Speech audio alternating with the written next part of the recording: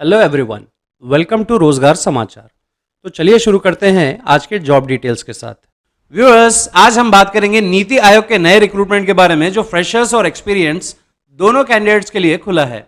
ये एक बहुत ही अच्छा मौका है मिनिस्ट्री के पोजीशन के लिए, क्योंकि नीति आयोग की तरफ से ये पोजीशंस पिछले कुछ सालों में पहली बार रिलीज हुई हैं। और सबसे बड़ी बात तो ये है कि आपको किसी भी फी का पेमेंट नहीं करना है, सिर्फ एक सिंपल ऑनलाइन फॉर्म फिल करके प्रोसेस फॉलो करना है। अब चलिए ऑफिशियल वेबसाइट पर चलते हैं। अगर आप इस वेबसाइट पर विजिट करेंगे और रिक्रूटमेंट सेक्शन पर क्लिक करेंगे तो शायद आपको इनिशियली कोई वैकेंसीज नहीं देने वाली हैं। ये थोड़ा कंफ्यूज कर सकता है, लेकिन आपको टेंशन लेने की जरूरत नहीं है व्यूअर्स, क्योंकि रिक्रूटमेंट बिल्कुल जेन्युइन है। नीति आयोग में कुछ हिडन अपॉर्चुनिटीज हैं जो दिखाई नहीं जाती है, और ये सभी पोजीशंस आपके कैरियर को एक नए डायरेक्शन में ले जा सकती है। चलिए देखते हैं कि वैकेंसीज कहां हैं। यहां आपको होम पेज पर join NITI Aayog to make a difference work for Bharat पर क्लिक करना है। जो ही आप इस पर क्लिक करेंगे एक रजिस्ट्रेशन और लॉगिन विंडो खुल जाएगी। आगे चलकर आपको पोजीशंस दिखाई देंगे, जैसे young professional, senior consultant, consultant और बहुत सारे टॉपिक्स पर और भी पोजीशंस हैं, जहां हर साल 80 से 100 पोजीशंस अवेलेबल होती हैं। ये पोजीशंस आपको उन सेक्टर्स में काम करने का मौका देती हैं जो आज के समय में बहुत ही इंपॉर्टेंट है। व्यूअर्स, कैरियर और एम्प्लॉयमेंट यानी रोजगार के लेटेस्ट अपडेट्स के लिए जल्दी से हमारे ऑफिशियल चैनल रोजगार समाचार को सब्सक्राइब कर दीजिए। बेल आइकन पे भी क्लिक करना ना भूलें और हमारी इस वीडियो को लाइक कर जल्द से जल्द अपने फैमिली और फ्रेंड्स के साथ जरूर शेयर कर दीजिए। Without further ado let's top the job overview और शुरू करते हैं पहले पोजीशंस और सैलरी की डिटेल से। तो व्यूअर्स, नीति आयोग का recruitment young professionals, senior consultants और कंसल्टेंट्स के लिए है। चलिए सैलरी की जो डिटेल्स हैं वो भी देख लेते हैं। यंग प्रोफेशनल्स को यहां पर मंथली 80,000 तक का सैलरी एक्सपेक्ट कर सकते हैं और सीनियर कंसल्टेंट को 90,000 पर मंथ की सैलरी एक्सपेक्ट कर सकते हैं, जो पोजीशन के अकॉर्डिंग वेरी होती है। और इसके अलावा कुछ पोजीशन में परफॉर्मेंस के आधार पर बोनसेस और इंसेंटिव्स भी दिए जा सकते हैं, जो आपके ओवरऑल अर्निंग को काफी स्ट्रॉन्ग कर सकती है।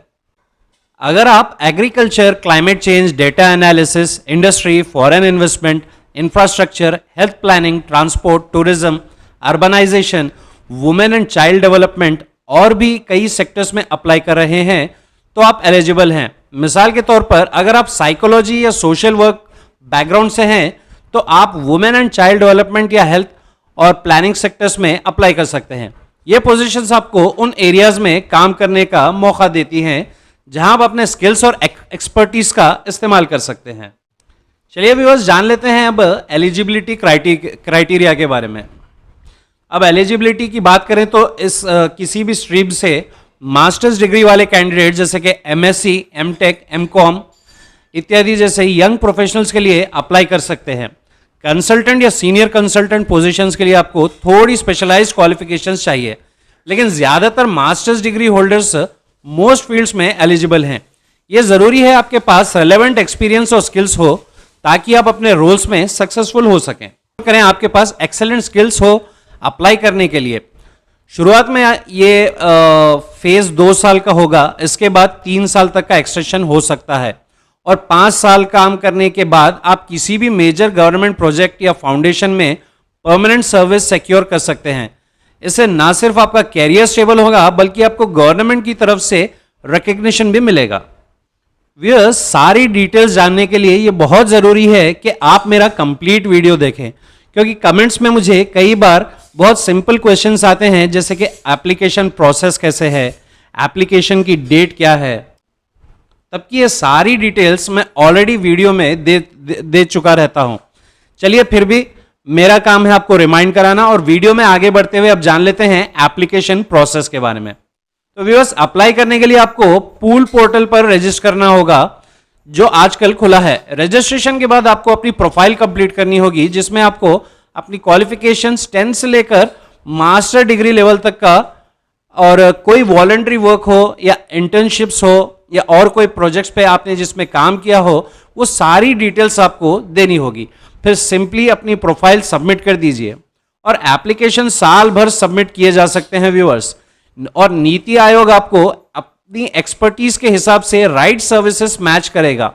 फ्रेशर्स जो साइकोलॉजी में मास्टर्स डिग्री किए हुए हैं वो हेल्थ फील्ड में रोल्स के लिए अप्लाई कर सकते हैं, और अगर आप शॉर्टलिस्ट होते हैं तो आपकी सक्सेस की तरफ कोई रुकावट नहीं आएगी। ये एक ऐसा प्लेटफॉर्म है जहां आप अपने कैरियर की शुरुआत कर सकते हैं और सीखने के लिए बहुत कुछ पा सकते हैं। व्यूअर्स, नीति आयोग के बारे में जान लेना भी बहुत जरूरी है, क्योंकि नीति आयोग जो 2015 से पहले प्लानिंग कमीशन के नाम से जाना जाता था, अब national institution for transforming India है, जो गवर्नमेंट ऑफ इंडिया का अटूट हिस्सा है। नीति आयोग का मेन फोकस है पॉलिसी मेकिंग और इम्प्लीमेंटेशन में बेस्ट प्रैक्टिसेस को लाना। अब मैं आपको लास्ट ईयर के कैंडिडेट्स की हेल्थ रिवाइज शॉर्टलिस्ट दिखाना चाहता था, लेकिन वीडियो उसमें बहुत बड़ी हो जाएगी। फिर भी यहां आप देख सकते हैं एज लिमिट के बारे में। तो अब एज लिमिट की अगर हम बात करें तो इन पोजीशंस के लिए मैक्सिमम एज लिमिट 45 से 50 इयर्स तक की है, जबकि मिनिमम एज 21 इयर्स है। ये एज क्राइटेरिया इंश्योर करता है कि एप्लीकेंट्स में एक्सपीरियंस और मैच्योरिटी दोनों हो।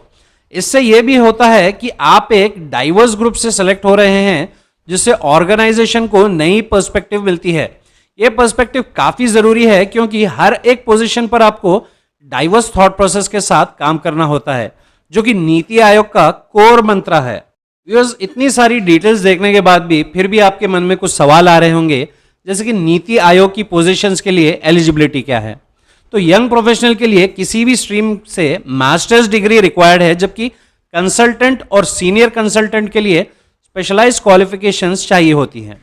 अब आप ये भी सोच रहे होंगे क्या एप्लीकेशन फी क्या है, तो मैं आपको बता दूं, आप स्टार्टिंग में भी मैंने आपको मेंशन किया था, यहां एप्लीकेशन फी बिल्कुल नहीं होती है, आपको सिर्फ ऑनलाइन फॉर्म फिल। अब आप ये भी सोच रहे होंगे कि एप्लीकेशन प्रोसेस कैसा है। आपको पूल पोर्टल पर रजिस्टर करना होगा, प्रोफाइल कंप्लीट करनी होगी और फिर अपनी प्रोफाइल सबमिट करनी होगी। एप्लीकेशन प्रोसेस काफी स्ट्रेट फॉरवर्ड है। व्यूअर्स, आपको सैलरी के बारे में भी बता दूं, जैसा मैंने कहा था, यंग प्रोफेशनल्स को लगभग 80,000 रुपीज पर मंथ और सीनियर कंसल्टेंट को 90,000 रुपीज पर मंथ तक मिल सकती है। और अगर आप शॉर्टलिस्ट होते हैं तो आप इंटरव्यू के लिए बुलाए जा सकते हैं, और अगर सक्सेसफुल हुए तो आपको पोजीशन ऑफर किया जाएगा। इंटरव्यू प्रोसेस भी काफी रिगरस होता है, इसकी तैयारी अच्छे से करना ना भूले। वर्क एनवायरनमेंट कैसा होगा अगर आप सोचते हैं, तो नीति आयोग में वर्क एनवायरनमेंट काफी कोलैबोरेटिव और सपोर्टिव होता है। आपको अपॉर्चुनिटी मिलती है इनोवेटिव आइडियाज शेयर करने की और दूसरे प्रोफेशनल्स के साथ मिलकर काम करने की। इस रिक्रूटमेंट का एम क्या है अगर आप जानना चाहते हैं, तो बता दूं कि रिक्रूटमेंट का मेन एम है टैलेंटेड इंडिविजुअल्स को आइडेंटिफाई करना, जो पॉलिसी फॉर्मुलेशन और इंप्लीमेंटेशन में कंट्रीब्यूशन दे सकते हैं, जिससे देश की ओवरऑल डेवलपमेंट में काफी मदद मिल सकती है। तो व्यूअर्स, ये था नीति आयोग का रिक्रूटमेंट का अपडेट। आपके लिए गोल्डन अपॉर्चुनिटी है। ज्यादा डिटेल्स के लिए हमारे डिस्क्रिप्शन बॉक्स में एप्लीकेशन लिंक को जरूर चेक करें। अगर आपको ये वीडियो पसंद आती है तो फौरी तौर पे हमारे चैनल को सब्सक्राइब कर दें। आई एम श्योर कि जिन लोगों के लिए जॉब कन्वीनियंट है वो ज़रूर अप्लाई करने की सोचेंगे। उनके लिए मेरी तरफ से बेस्ट विशेस हैं। कमेंट सेक्शन में ज़रूर कमेंट करें कि कौन कौन इस पोस्ट को अप्लाई करेंगे।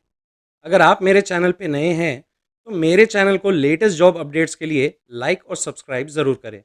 बेल आइकन को भी प्रेस करें। वीडियो को आपके फ्रेंड्स और रिलेटिव्स के साथ ज़रूर शेयर करें। मिलते हैं अगले रोज़गार समाचार में लेटेस्ट जॉब अपडेट्स के साथ। Thanks for watching.